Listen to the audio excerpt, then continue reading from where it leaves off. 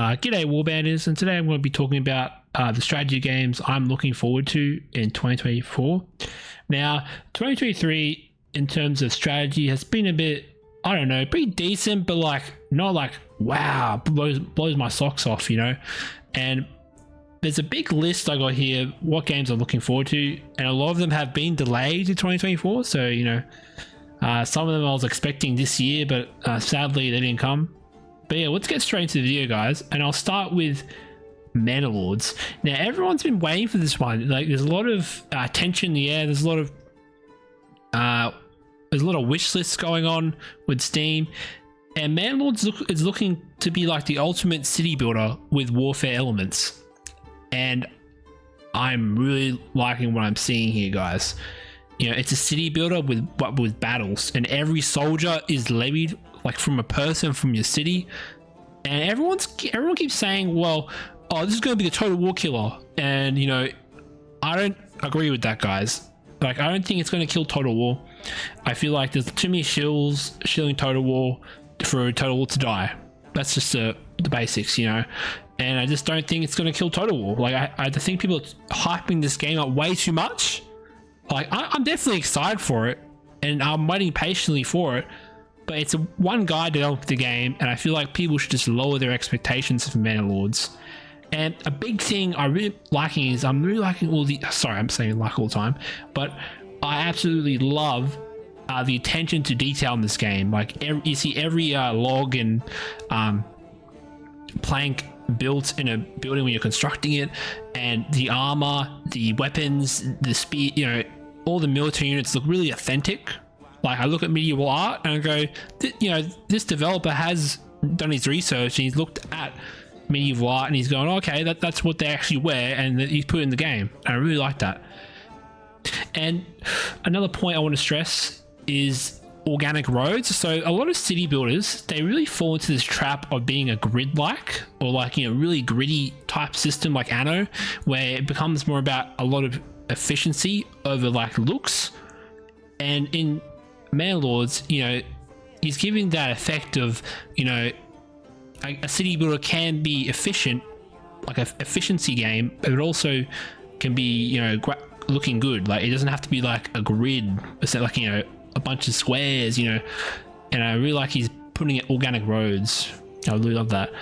And you know, there's going to be gameplay elements of specialized settlements, so you're not going to just be building one settlement, you're going to be building multiple settlements.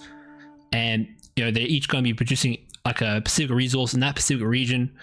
You know, this is not new. I've seen this in other city builders, but it's nice that, you know, we're not just leaving this stuff out, you know. And you know, he's going further, guys. He's going to add politics with other rival lords. There's going to be actually AI lords in your region competing for power, and these are the guys he's going to be fighting essentially. And you know, he could just add the city builder element and call it a day, but he actually decided to add some Crusader Kings elements with his lords, right? And I'm really excited. Again, I can't express how excited I am for this game, but I feel like people have to temper their expectations, as I said before, and just, you know, don't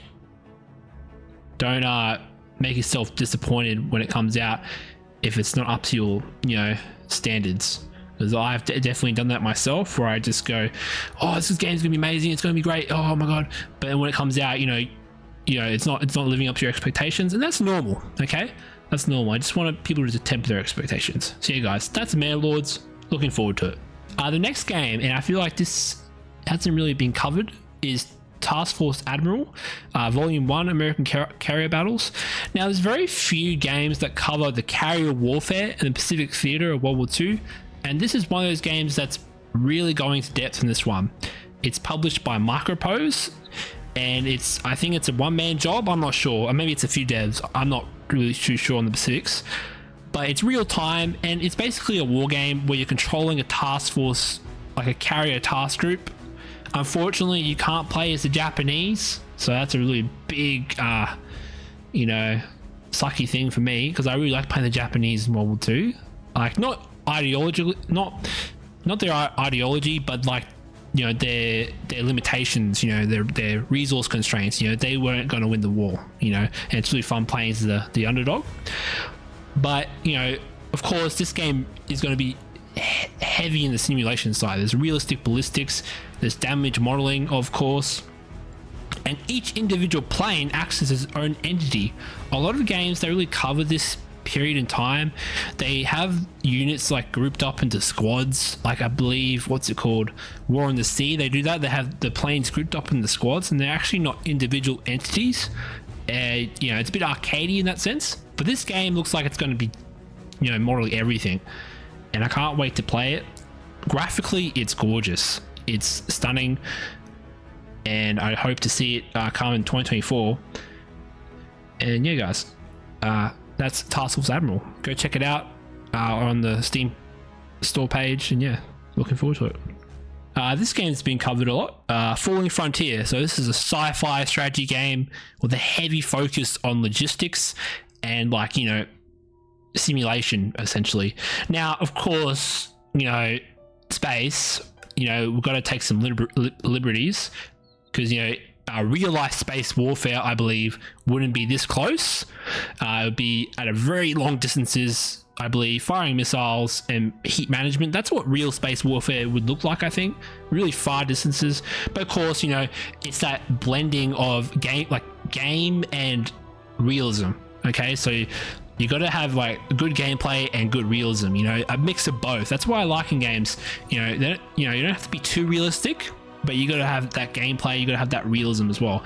If you just leave out all the realism, like, you're just having a really arcadey game that no one wants to play, or, you know, casuals want to play, and we don't want that. And a big thing I'm really liking about Falling Frontier is the intel mechanics. So there's going to be a lot of heat signatures, you know, scanning, recon stations.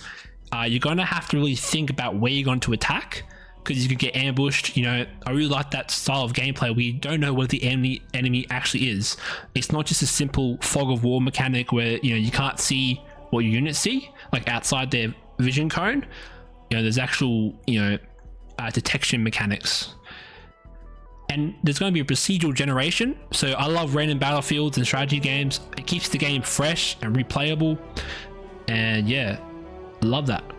And another point the developer's making on the Steam page is you can't just blob all your forces and win. So, like in typical RTS fashion, sometimes you can just blob all your forces into one big group and go attack the enemy multiplayer or a single player, and it's all over.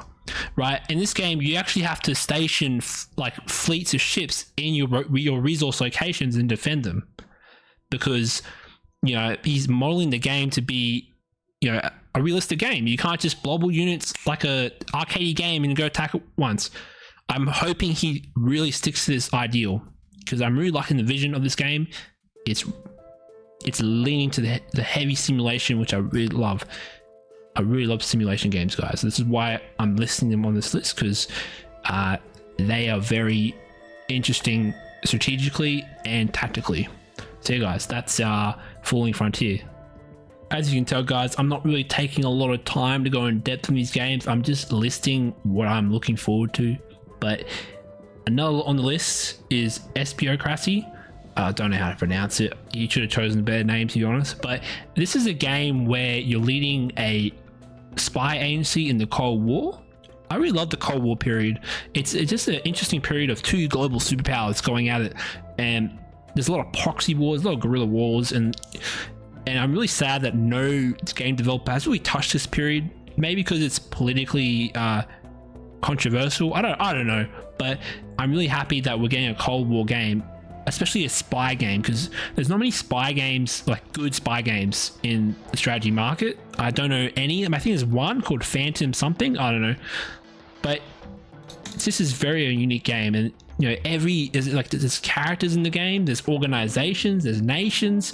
You know, every entity or political entity or person in the game has motivations. They actually do things, and you're going to be dealing with them. You're going to be like manipulating them and, you know, turning them into your pawns essentially. And you can start proxy wars, as I said before, I think, and supporting guerrilla warfare campaigns. And you're not really controlling the nation you're a part of. You're actually supporting it. So you're not micromanaging like a Paradox game, right? You're a support element. Okay, say if your country invades, I don't know, like say the USSR invades Poland or something, right? And you like the KGB, maybe you can go support some military campaigns, maybe you can drop in some, you know, special forces. You know, that's the type of gameplay it's looking to be like, and I really like that.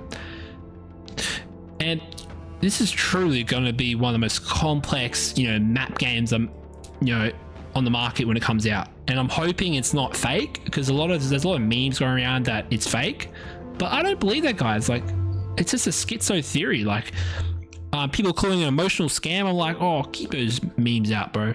But you know, it's gonna just sweep away Paradox. Like, or not sweep away, but it's gonna, you know, bring some competition that Paradox desperately needs, because Paradox is just a bloated mess of a company that just needs to pull their act together. Because I'm not interested in the new games. Like, they're just getting, like, I'm interested, but like they're making a lot of wrong decisions. And these indie developers that are coming out and making all the right decisions, the right calls, the right gameplay decisions, you know, I'm really looking forward to this game. Now, this is a really big one for me, because I really like the 19th century. It's my favorite period in history. And Victoria 3 really hurt me when it came out, because it's just a terrible game. Like, not a terrible game, but like, it's getting better. 1.5, you know, it is getting gradually better. They're adding warfare mechanics finally, but you know, we should have had it at the release. And you know, I feel like Paradox is really milking us there.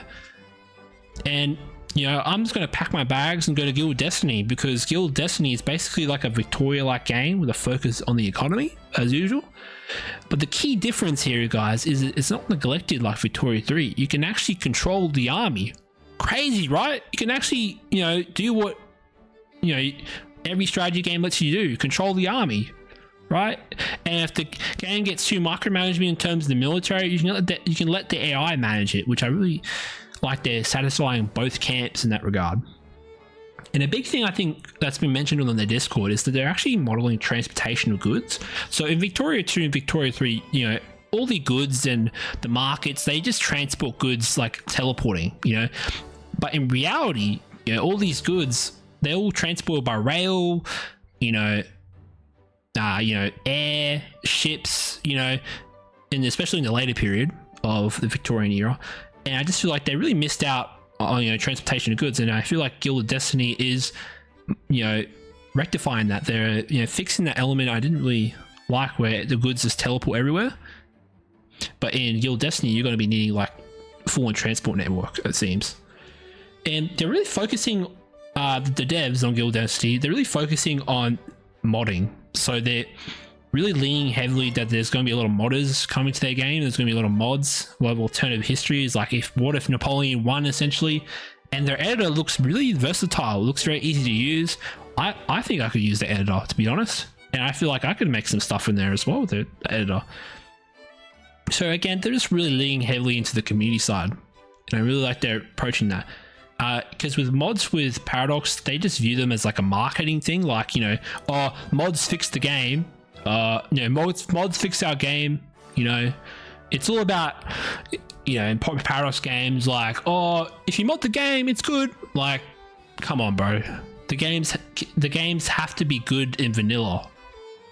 Like, modding for me is just like a bonus, you know. The vanilla game has to be good. It's like Mountain Blade, you know. The core gameplay has to be satisfying. And, you know, Victoria 3, the core gameplay is not satisfying to me.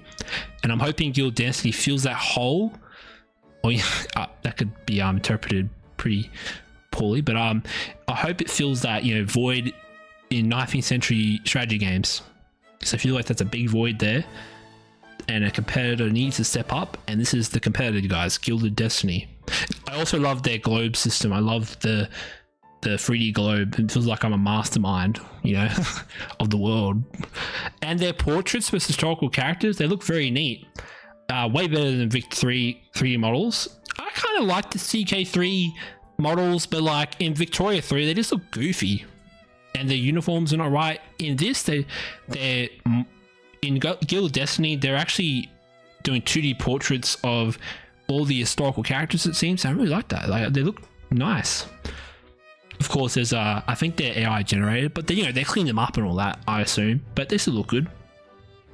But the problem I see with this game, Guild of Destiny, is that it looks like it's still in active development. So I don't expect it to be released in 2024. There's a good chance it might be, but you know, from all the developer videos I've been seeing on their Discord, it looks like they're still in that early development stage where they're still it looks like they're focusing on the economy first before they're doing the warfare, essentially. But warfare is basically they're letting you control the army, and it's going to be like Hearts of Iron 4. Like that's basically what it's looking to be like, where you control the units around, but you can let the AI control it, and you can design your own divisions. I'm just hope that Guild of Destiny comes out as a clear competitor, and I hope it's received well. So yeah, guys, that's my list of what I'm looking forward to in 2024. I could have listed way more games, but you know, some of them are looking like they're going to be abandoned. Some of them, you know, could take ages to come out. These ones are looking like they're really close to being released. And yeah, guys, if you liked the video, please like, comment, and subscribe. I'd like to hear your thoughts. Please tell me any games that you found that are interesting. I'd like to hear what you have to say. I'd like to discuss. I'd like to talk. And yeah, guys, that's my strategy games I'm looking forward to in 2024. Yeah, see ya. Bye.